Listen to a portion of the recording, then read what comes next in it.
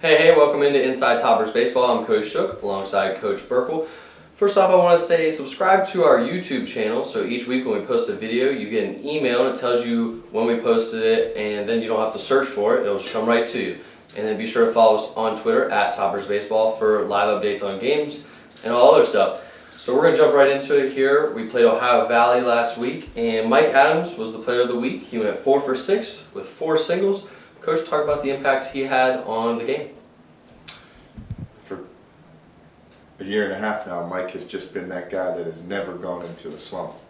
You know, it's ugly, but for some reason he gets it done. He doesn't go. He stayed steady and consistent. So we kind of expect that out of Mike every week.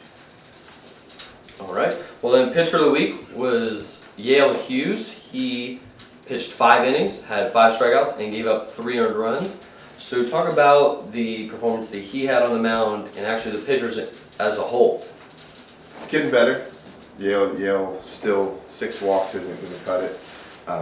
When I talked about deep counts, shortened outings for him and some other pitchers on our staff, and he knows it, and he's working on it.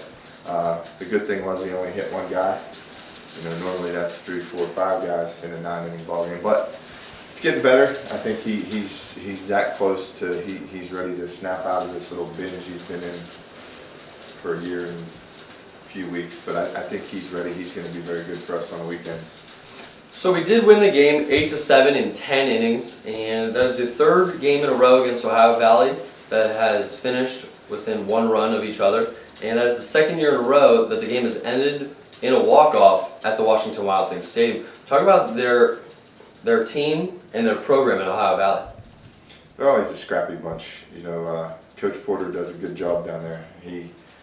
Every year they play us tough. When Coach Crawford was there, Coach Porter, Coach Lewicki, I mean, those kids come ready to play all the time, and we had them down 7-1, and they weren't ready to quit. I think some guys in our dugout quit. Kind of gave up a little early, ready to pack it in, ready to go eat Chinese or whatever they had their heart set on that night. But up 7-1, they fought back, and at one point I thought, okay, we're going to concede this game and go to 4-5. But some of our back-end bullpen guys stepped up, kept them off base, and then we had a nice little end to the bottom of the 10th there. That's for sure. And Chad Mathis, a freshman, a true freshman, got his first start, and it was in right field. And he went 3 for 5 at the plate. Did Chad earn a little bit of playing time? Chad's earned it from the fall in. I mean, he started out in the fall. He came in thinking that he only had to play second base.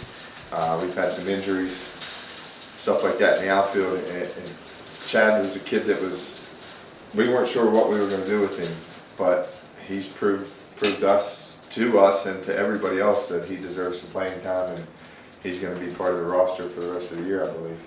All right, and very cool for him.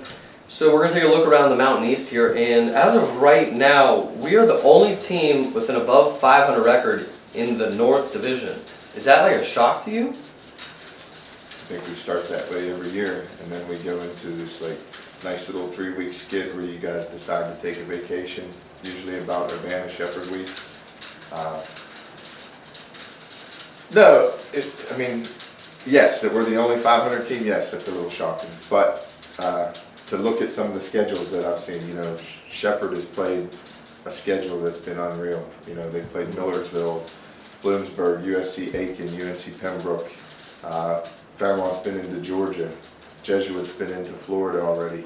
Notre Dame has played some top 10 teams in the country. So I wouldn't let that fool you either. It's going to be very tight in the North. All right, and then the South is led by 7-3 Charleston. Talk about their program, because I think I remember you saying it last year that their program was on the upswing. Oh, Coach Wright, he wasn't going to sit back and go through what he did last year. He rebuilt the program, brought in a bunch of new faces, added a developmental team, playing like 26 games with them. But he's beat Millersville already this year. He's got them believing that they can win, and that's the way he runs an operation. He likes to create chaos on the bases, and he likes to have his organization very tight, and they're going to be very good in the South, and probably overall in the MEC. All right, and just a quick question here. What as a coach, what is a bigger shock to you? Shepherd starting off their season at such a slow start, or Charleston off to such a hot start? Probably the Shepherd thing. I know they've played some very good teams, and they're going to figure it out. But to see who they've played, I mean, Pembroke, Millersville, USC Aiken, I believe they've even played Mount Olive in there, and that they're going to continue to play that schedule. They know that getting into a regional depends on what they do in non-conference games, so Coach McCarty is going to keep scheduling tough. And Charleston, that's not a surprise at all.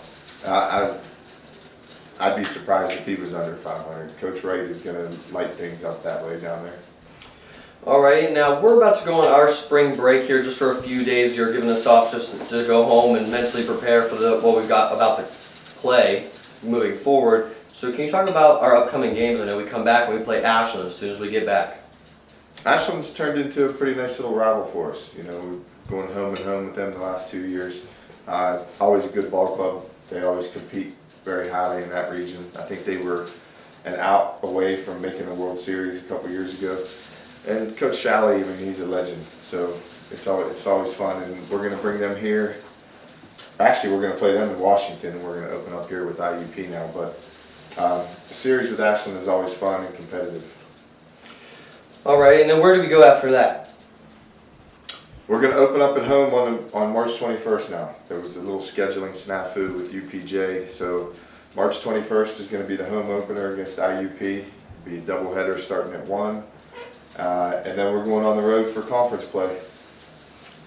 Alrighty, well, that'll do it for this segment of Inside Toppers Baseball. Stick with us because Brian Campbell, a freshman from Wheeling, West Virginia, will be right next to me. Hey, we're back here on Inside Toppers Baseball, and I'm right next to Brian Campbell. Tell us why they call you Sue. Tell us why they call you Sue. Alright, well, I was 10 years old, taking batting practice in Pittsburgh. And one of the hitting coaches looked at me and said, "Your last name's Campbell, like the soup." And it just started like that. And my friends started to call it to me, and my coaches and teammates, and it just stuck. All right, well, that's a pretty cool nickname there. So can you tell us a little bit about yourself? You are from Wheeling, West Virginia, just a local guy. You came up here. Tell us a little bit about yourself. Well, I grew up in Wheeling. I went to Our Lady of Peace and then to Wheeling Central. I played football, basketball, and baseball for 4 years at Wheeling Central and was a part of Wheeling Post 1. When I'm not playing baseball, I like to play video games and watch movies. Big Will Ferrell fan. Alrighty. So are you like a big Pittsburgh fan also, like Yeah. Steelers, Penguins, Pirates? Pirates, Penguins, Steelers, everything. All that, okay. Alright, so now tell me a little bit about why you chose to come to West Liberty. Well, I grew up at Wheeling Central and it was a family there. And when I went to visit other colleges, West Liberty was the most like family that I could find, and I liked a lot of what was going on here, and we're continuing to prosper every day, and I like where I am. Alrighty, so you are a freshman. So what do you want to accomplish here on the Hilltop? As a freshman up here on the Hilltop, I continuously want to get better because these guys I'm working around are working hard every day, and if I take a day off, then I'm slacking and I'm going to get left behind. Alright, so enough with the serious questions. Tell us a little bit about your sweet mate Gruber. I've been told that that's a pretty weird dude. Well, the Grubinator is definitely special. He's notorious for getting upset with us around 1 in the morning when he's trying to go to sleep and we're playing video games. We get a lot of "Soup, shut up," "Carlos, be quiet" in there at least 5 or 6 times a night. You got any funny stories about Gruber? Funny story. I've heard that he sleeps with a giant teddy bear. You know, the teddy bear thing might be a myth, but I do see something large beside him every night. So that could be a teddy bear. I don't know what it is, but it's definitely there. Alrighty, and then you talked about video games. I've actually been told that you're the worst 2K player on the team. Oh my goodness. Well, maybe behind Breckenkoff because he is not very good at video games.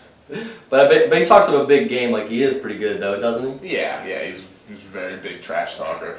So speaking of Brecken, you were telling me a story about it. I know that people want to hear it. You want to tell us about Brecken? Alright, so we get on campus the first day we move in, and none of us know each other, none of the freshmen. And we're getting texts and DMs on Twitter from the upperclassmen saying to come to their baseball house. So we're walking to this baseball house, and I've never met this little kid in my life. And for you guys that don't know, he's from the Marshall Islands. He came from there and was born and raised in Cleveland. So we meet this kid, we hang out, we have a good night, and we lose him. We have absolutely no idea where he went. We're like, this can't be good. We're assuming we're supposed to take care of each other. So it's 2 in the morning, we're walking back home, and we see something moving about 100 yards in front of us, like stretching kind of. And where we live is Beta Hall, and there's a big hill that we gotta walk up.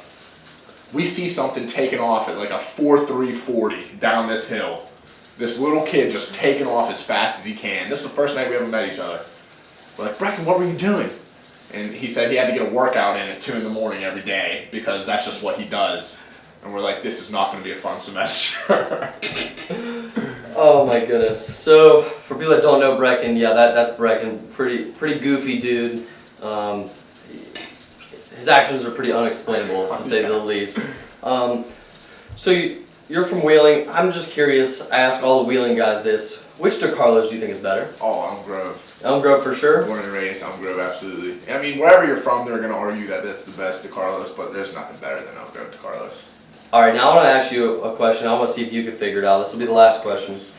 If a dozen donuts cost 12 cents, Okay. how much does 100 donuts cost? How much does 100 donuts cost? Mm-hmm.